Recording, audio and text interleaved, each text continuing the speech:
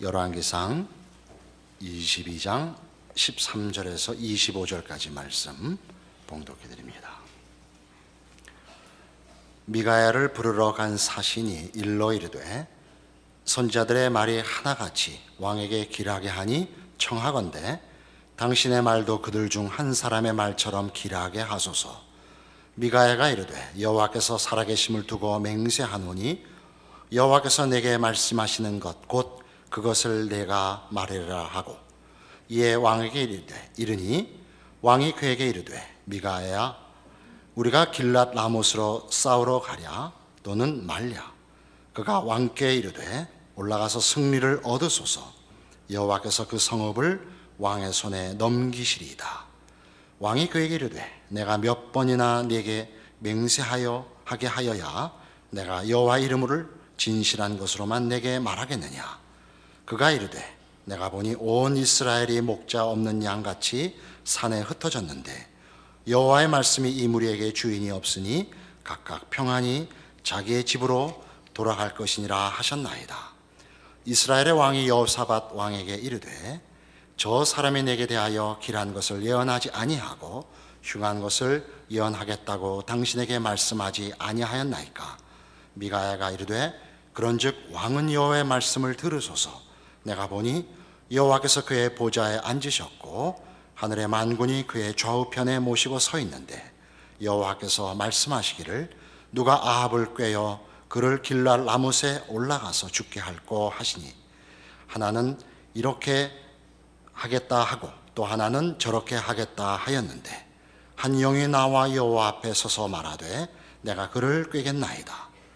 여호와께서 그에게 이르시되 어떻게 하겠느냐. 이르되 내가 나가서 거짓말하는 영이 되어 그의 모든 선자들의 입에 있겠나이다. 여호와께서 이르시되 너는 꾀겠고 또 이루리라. 나가서 그리하라 하셨은즉 이제 여호와께서 거짓말하는 영을 왕의 이 모든 선자의 입에 넣으셨고 또 여호와께서 왕에 대하여 화를 말씀하셨나이다. 그나아나의 아들 스드기야가 가까이 와서 미가야의 뺨을 치며 이르되 여호와의 영이 나를 떠나 어디로 가서 내게 말씀하시더냐. 미가야가 이르되 내가 골방에 들어가서 숨는 그날에 보리라.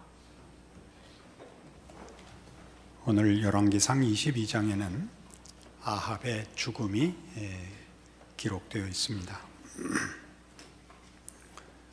그는 남왕국 유다의 왕 여호사밧과 함께 동맹을 맺고 아람과 싸우러 갔다가 길르앗 라못이라는 전장터에서 이제 죽게 됩니다. 그의 죽음은 이미 예고된 것이고 하나님께서 그의 악한 행위와 하나님을 배반하며 이스라엘 백성들의 앞에서 제대로 된 왕 노릇을 하지 못한 데 대하여 선지자를 통하여 이미 심판하시고 말씀하신 대로 죽은 것입니다. 그러나 이 죽음이 하나님께서 개입하시는 모습이 우리가 평소에 알고 있고 기대하는 모습과 다른 참으로 기이한 모습으로 개입하셨기 때문에 우리의 관심을 끕니다.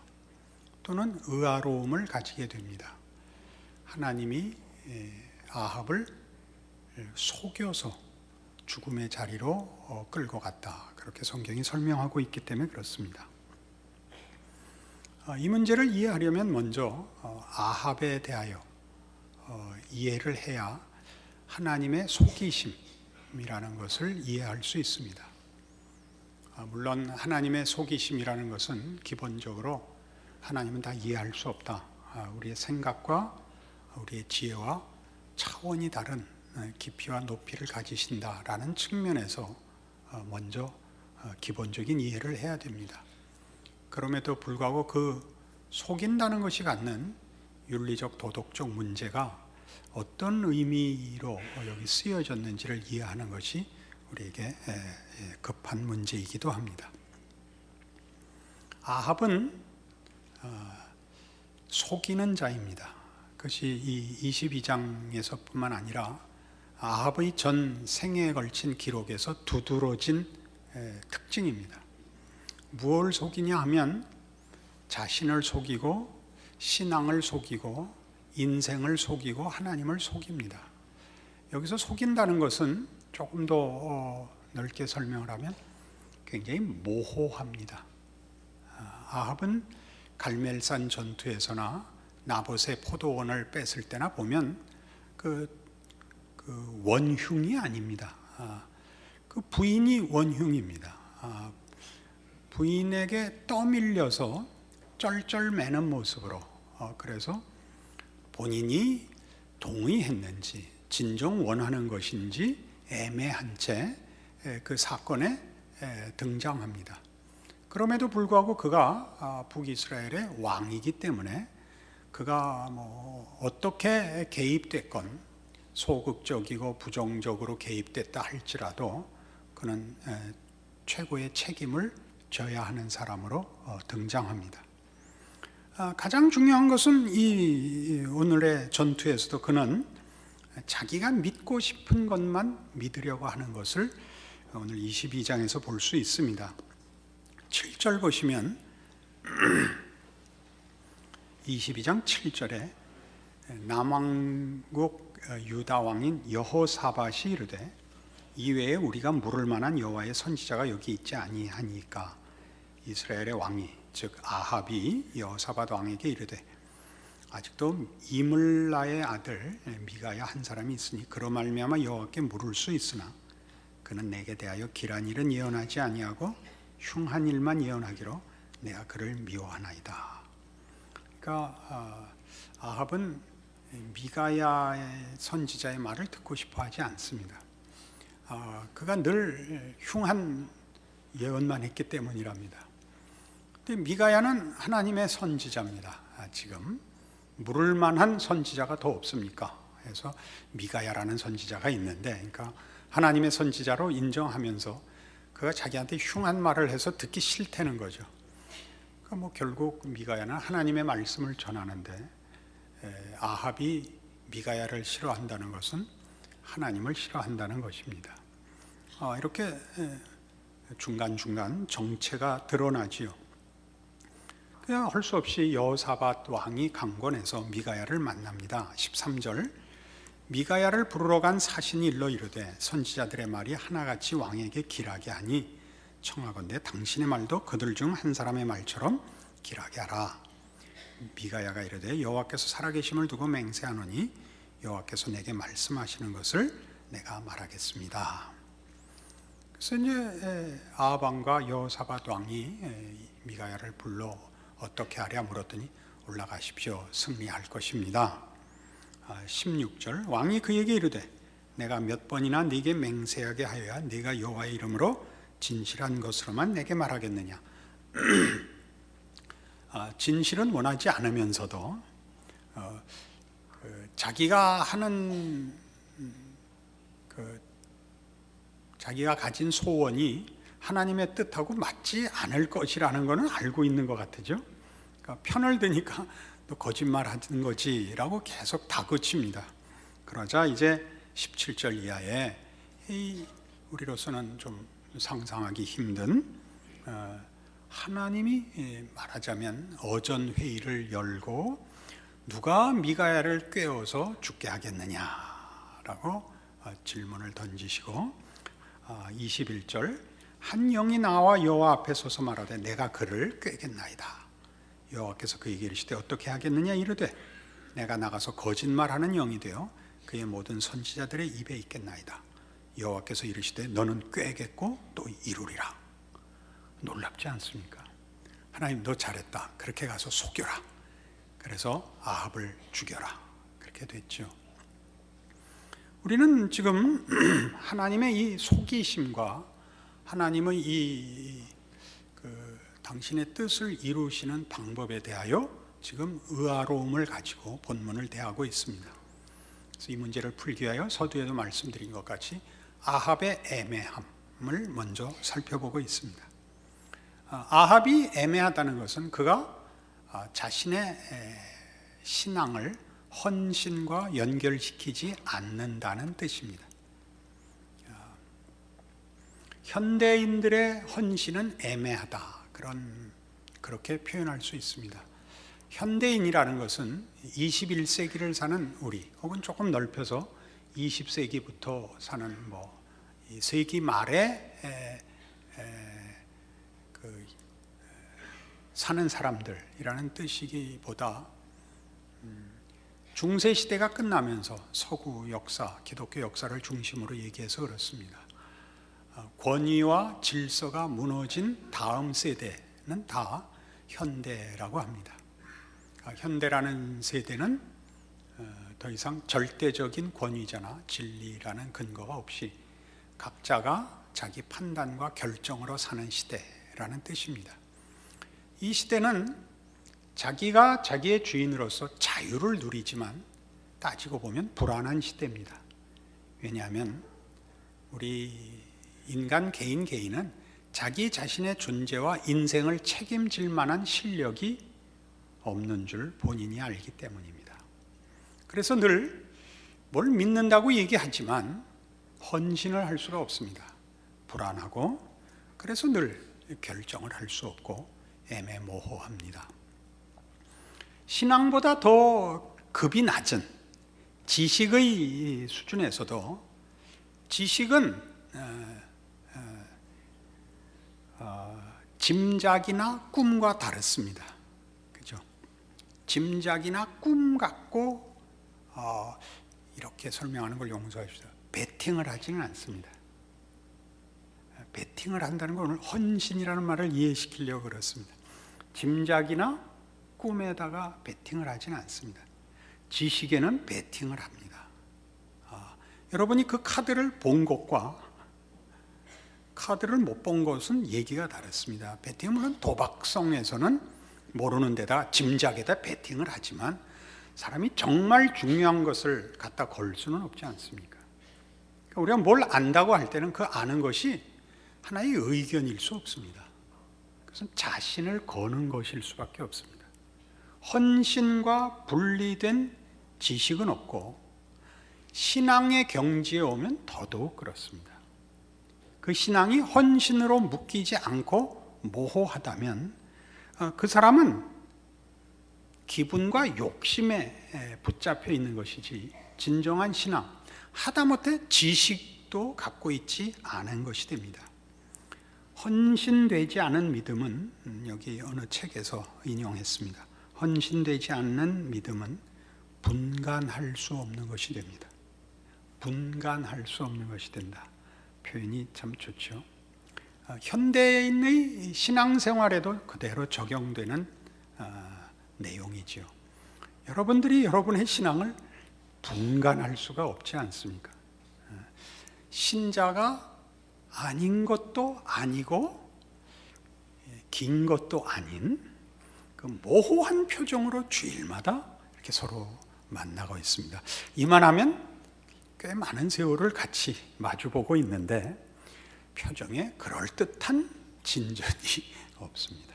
저는 좀 진전이 있죠.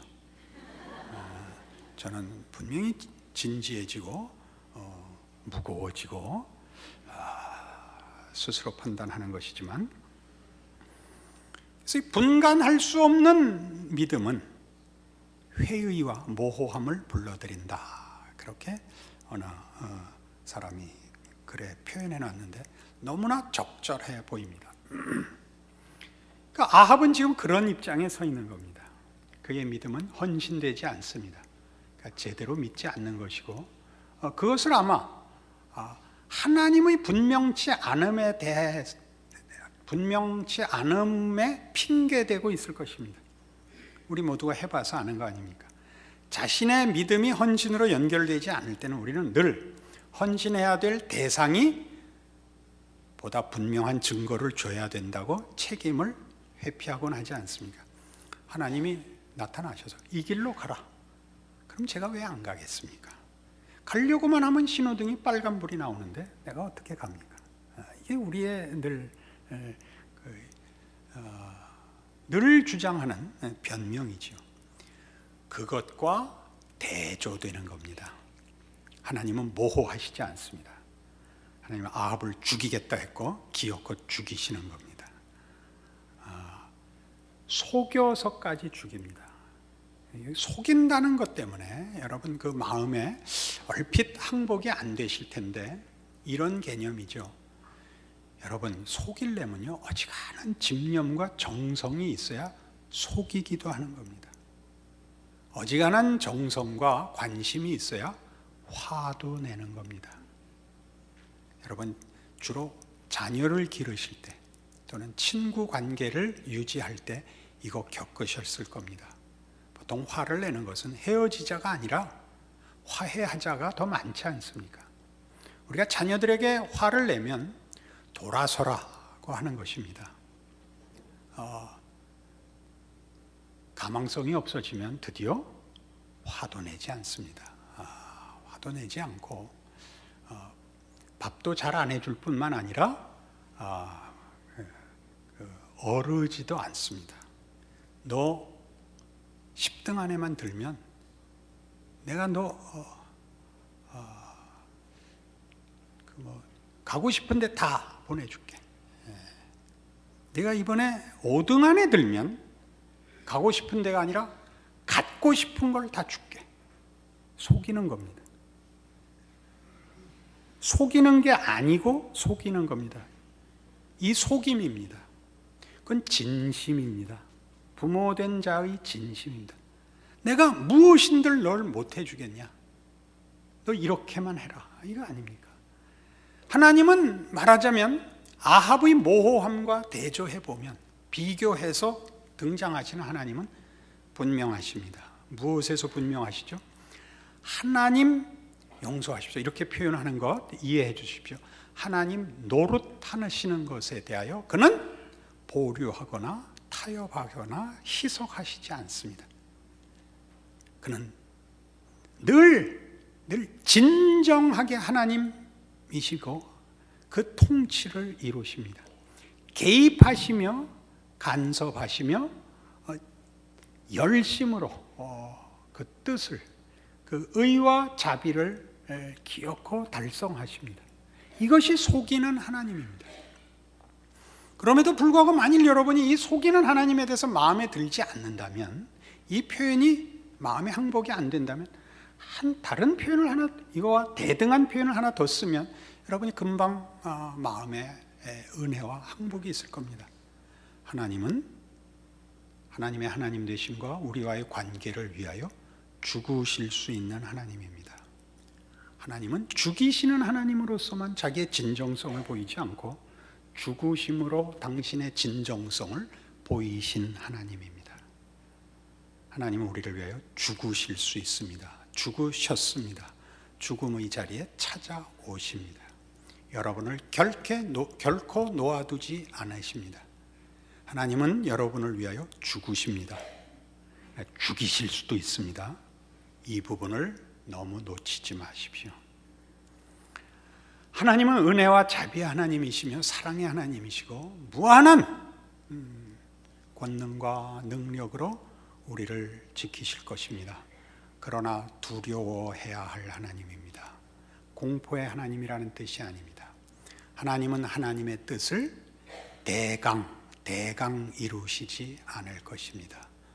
여러분을 필요하다면 죽이실 겁니다. 이 죽인다는 거 여러분 잠시 생각해 보시면 우리 모두가 경험한 것일 겁니다. 여러분 하나님을 만나고 예수를 믿는 과정에서 하나님이 우리를 죽음의 문턱이 아니라 죽음에 담갔다 꺼냈다는 사실을 경험하지 않는 사람은 거의 없을 것입니다.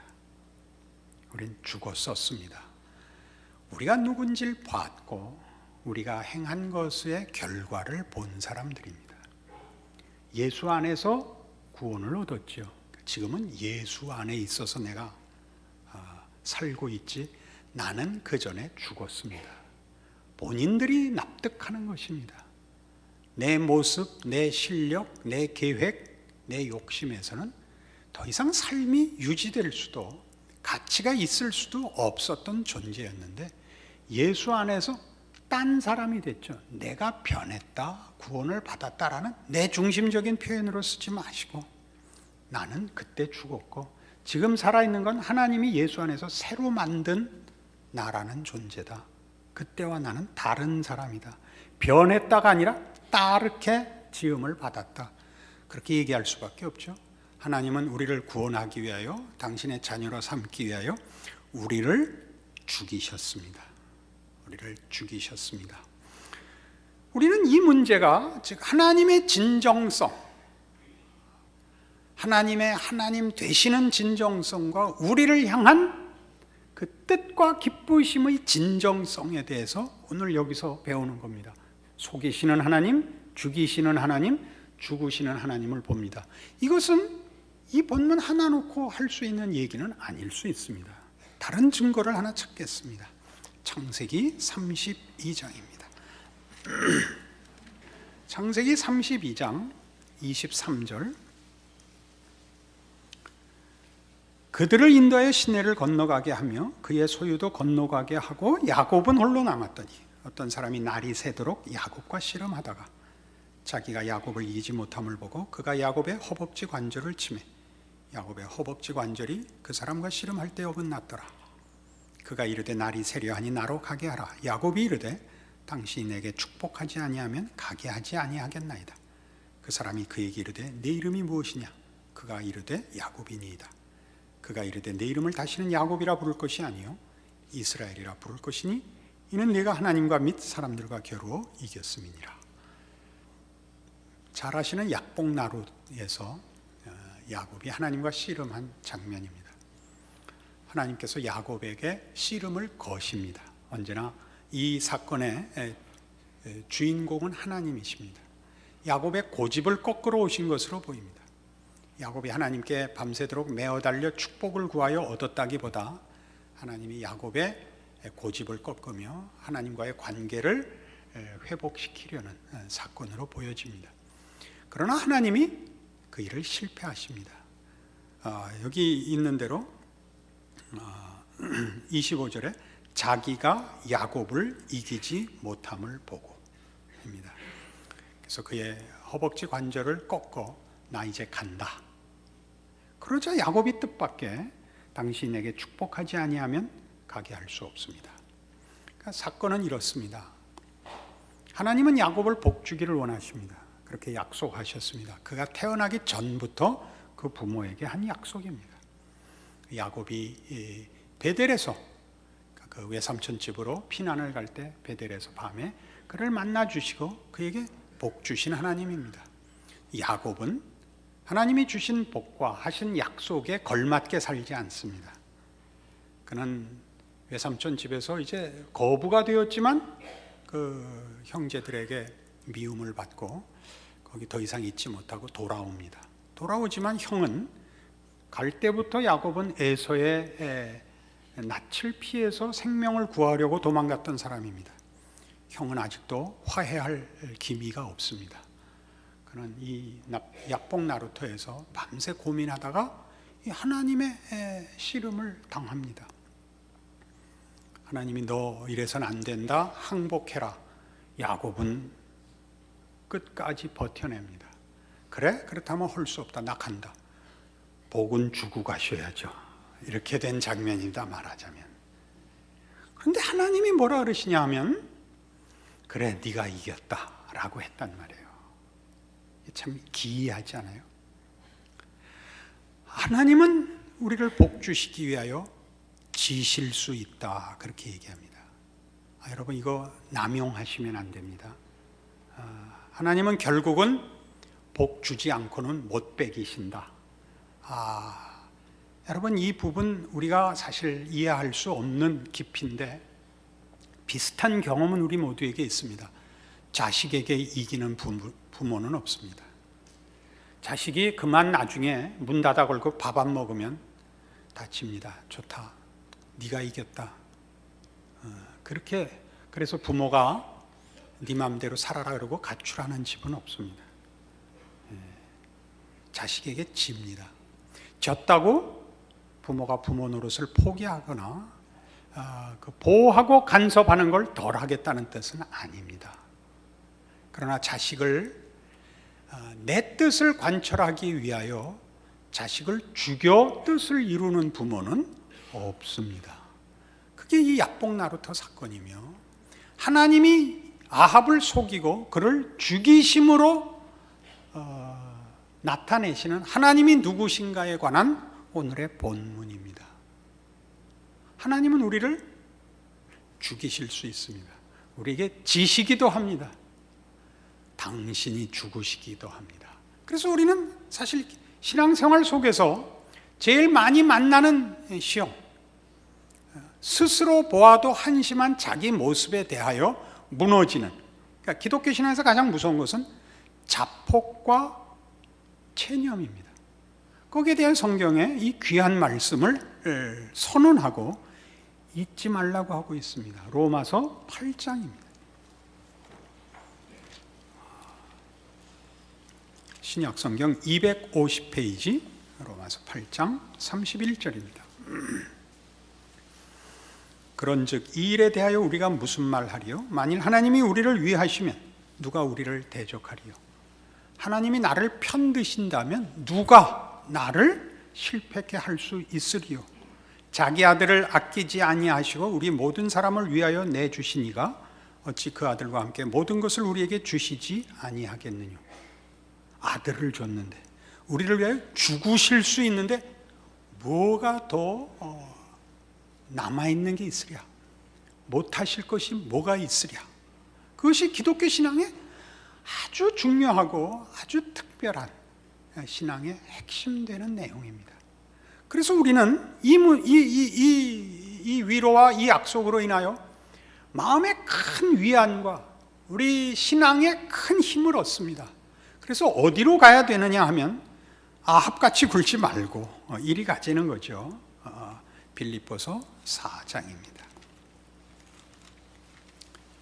신약 성경 322페이지 빌립보서 4장 13절, 내게 능력 주시는 자 안에서 내가 모든 것을 할 수 있느니라.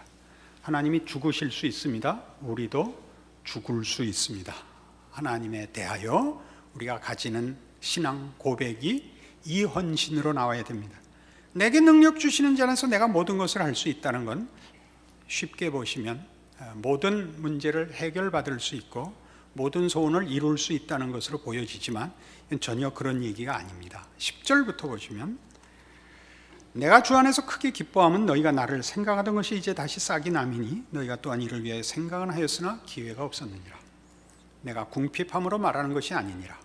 어떠한 형편에든지 나는 자족하기를 배웠느니 나는 비천에 처할 줄도 알고 풍부에 처할 줄도 알아. 모든 일 곧 배부름과 배고픔과 풍부와 궁핍에도 일체의 비결을 배웠노라. 내게 능력 주시는 자 안에서, 이렇게 연결됩니다. 바울은 감옥에서 이 글을 씁니다. 그는 곤궁한 처지에 있습니다. 그가 말하는 내게 능력 주시는 자 안에서 모든 것을 할 수 있다는 것은 이 앞의 얘기와 연결해 보면 나는 무슨 일이라도 감당할 수 있다가 됩니다. 나는 오해를 받을 수도 있다. 나는 억울할 수 있다. 나는 괴로울 수 있다. 나는 굶을 수 있다. 내게 능력 주시는 것은, 능력 주시는 자는 예수 안에 있는 하나님이지 세상이 아니다. 세상을 외면하고 살자는 것이, 현실을 외면하고 은둔하거나 도피하자는 것이 아니라 주어진 현실을 예수 안에서 살 겁니다. 그래서 죽을 수 있습니다. 하나님이 승리케도 하실 것입니다. 그러나 우리를 어렵게도 하실 수 있습니다. 하나님의 진정성이라 그랬습니다. 기독교 신앙의 진정성도 그렇습니다. 기독교 신앙의 진정성은 그 고백이 어떤 진심으로, 어떤 열심으로 표현되었든 헌신되어야 합니다. 자기의 삶과 인생을 걸어야 합니다. 그것을 바쳐야 합니다. 그래서 오늘이 있어야 됩니다. 오늘을 바치고 사십시오.